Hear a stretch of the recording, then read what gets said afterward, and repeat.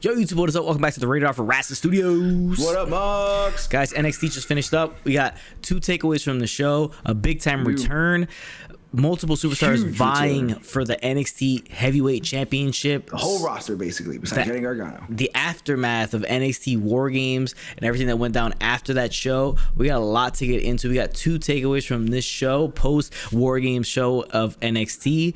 But before we jump into that, I got to remind you guys, put a like on this video and the previous videos, hit the subscribe button. If you're watching this video, you're not subscribed to the channel, notification bells, you guys little new videos drop and future videos drop. Follow me on social media, Instagram, Twitter, Twitch, TikTok, all the same handles. Follow me on all those social platforms. Then in the description section below, you got links. Amazon, shop through there. Kicks back towards the channel. If you use that link, Fight TV, Honor Club, use those links. Kicks back towards the channel. Highspots.com, same story. Buy whatever you guys want through there, but use that link in the description section so it kicks back towards the channel. It helps us out a lot. Really do appreciate you guys for tuning in. Now let's get straight to it. 2 takeaways from NXT, which NXT started off with Finn Balor coming out. We hadn't seen him in a few weeks. He comes out after War Games, and he's talking about, you know, what he's gonna do going forward, but he gets interrupted by Pete Dunne. Pete Dunne, after coming off the loss at NXT War Games against Undisputed Era, comes out, makes his claim that he wants to take the title from Finn Balor. Now, one thing, Pete Dunne, lay off the spray tan because them hands were looking kind of odd. He's definitely very orange. Yeah, he's very orange, but then he gets interrupted by Kyle O'Reilly, not Adam Cole, which is interesting. Kyle O'Reilly comes out. He's vying for the heavyweight championship as well. Remember, he's the one that broke the jaw of Finn Balor at the last takeover before War Games. And they had match of the year so far. Yeah, so. pretty much. Obviously, yeah, arguably match of the year. Then you have Damian Priest coming out. Remember, Damian Priest lost at War Games in the triple threat, so now he's going for the heavyweight championship. So all 3 guys are arguing in the ring. It makes them look kind of dumb, the 3 of them arguing, because Finn Balor just kind of like walks out the back and leaves. Yep. Then they call him out for it, and he gets interrupted, and this is takeaway number 1 because he gets interrupted by Scarlett Bordeaux, or just Scarlett guy. I'm sorry, Scarlett. Yeah, just Scarlett. So he gets interrupted by her and says, you know, if your guy wants to come and get this, he has, you know, tell him to come and get it. He's ready for Karrion Kross. Then, interestingly enough, Damian Priest calls out Scarlett. Says that, you know what, you know, so does your boy hang out in the car while you come out and do his work for him? He says, you know, come and do his work himself. After this, later on, you would see Karrion Kross appear and attack Damian Priest. So it's takeaway number 1 because it seems like either Kyle O'Reilly and Pete Dunne will face Finn Balor in the near future for the title, maybe, while Karrion Kross takes on Damian Priest, and then that winner of that, most likely Karrion Kross, will face Finn Balor eventually for the championship. That's the kind of road it seems like we're headed. Yeah, I mean, I really wanted Karrion Kross because he never lost the belt. He had to relinquish the belt because of injury. I would have just loved for him to come in there and just attack Finn and like get that going. Let's see, and get that feud going for the next couple weeks. But I'm guessing they're saving this for a takeover, and since they're quarterly, they'll probably wait a month or 2 to get that stuff. So I get what they're doing, but I really just want to, because Karrion Kross, to me, is the champion because he never got beat, and he only had it for a day because he was injured. So I think if it makes the most sense, you're gonna have to. You know, to me, it made the most sense to come in and just start attacking and destroying and working to get the title back. But they're trying to make some feuds in between. I would like to see Pete Dunne and Finn, or Kyle O'Reilly and Finn. Kyle O'Reilly and Finn had, again, like I said, match of the year basically. So I would like to see it again. But yeah, for sure, Karrion Kross needs the title back. It seems like at New Year's Evil, what they'll do is most likely have Karrion Kross going against Damian Priest, and then be a triple threat match between Balor, Dunne, and O'Reilly for the championship, and then save that Karrion Kross, Finn Balor for the next takeover, because it's just such a huge match. That's what you got to do, is just hold on to it. But good to see Karrion Kross back, guys. That is takeaway number 1. Next thing on the show, it was Isaiah Swerve Scott versus Jake Atlas. Atlas gets the win. Scott upset, doesn't shake Atlas's hand. That's pretty much all there is to it. The division itself is not exciting other than Santos Escobar. Pretty much the only thing we care about in that cruiserweight division is Santos Escobar. Next thing on the show, Grizzly Young Veterans going against Imperium versus Everrise, triple threat tag team. Grizzly Young Vets get the win here. It's just a good way to showcase all these teams. I'm not a huge fan of Everrise, but it's just the team they got.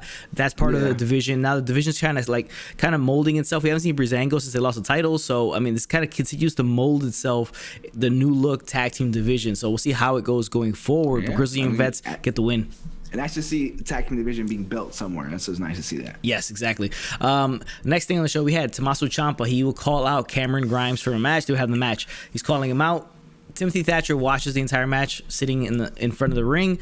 You know, you have Ciampa going over, getting the win, then staring down Timothy Thatcher, and Thatcher just kind of like looks like he breaks the leg of Cameron Grimes. So I mean, Thatcher Ciampa is not over. We'll continue to see it after the match they had at Takeover War Games. I'm excited to see more of it. Yes. And see how far they can take it.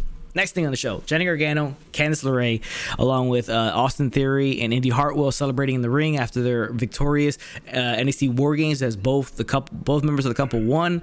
They would celebrate, but that's pretty much it. I mean, it wasn't all that. It was just Gargano being a little chicken shit heel. Yeah. Indy Hartwell and Austin Theory looked weird, just kind of making facials and trying to be part of it. But I mean, they're young. Maybe Gargano and LeRae can mold them to be something special. But Austin Theory's had a lot of chances so far. Hasn't anything stuck yet. But we'll see what happens with this. Yeah, exactly. And this is where here Damian Priest would interrupt and then get attacked by Karrion Kross. So then they have a tag team match set up for next week. It's Gargano and Theory going against. It was supposed to be Ruff and Priest, but now it'll be Ruff and Kushida, because Kushida just stepped in for Damian Priest now, and he will team up with Ruff to go against Gargano and Theory. So that should be interesting. And then you can see Kushida going against Gargano for that North American title, which should be awesome as well. Yeah. Sure. So that's coming up. Next thing on the show, we had Pete Dunne in the backstage getting attacked by returning Killian Dane. Remember, he took out Killian Dane a few weeks back by smashing his face in between his head in between the car door. So he comes back, attacks, and then you have Birch and Lorcan helping him out. They would have a match, Pete Dunne and Killian Dane. Dunne gets the win.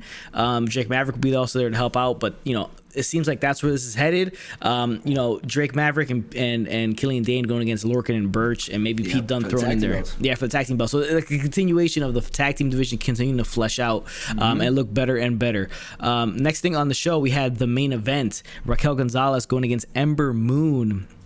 Gonzalez gets the win here. Remember, she pinned Io Shirai. It's going to be takeaway number 2, because earlier on the night we had a War Games retrospective, and you had Tony Storm talking about how Raquel Gonzalez kind of took the thunder away from her by pinning Io Shirai, but she's coming after Shirai. Shirai would attack her, and Ember Moon will also jump in that as well. But Ember Moon had the match against Gonzalez. She ends up losing here, and then you have Rhea Ripley coming out and confronting Gonzalez. So it's takeaway number 2. The women's division, the way it's shaping up post-War Games, is that you have Io Shirai most likely taking on Tony Storm in the near not too distant future, and maybe even Ember Moon. But I think they're just going to do Raquel against Rhea one more time to maybe get the Raquel even more into the spot where she can take on Io Shirai for that women's championship and actually feel like a viable contender towards it.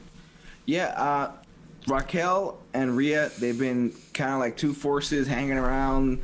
Those are the biggest chicks in the yard. Yep. So I feel like there was always going to come to it, and they really are building Raquel to be a monster, a beast. She's taking out Io Shirai. She's taking out Ember Moon. She's kind of being like the, like the pseudo Brock Lesnar of the team. I mean, of NXT. Yep. So it's definitely going to be interesting to see Rhea and Raquel finally get in there and two beasts just jump at it.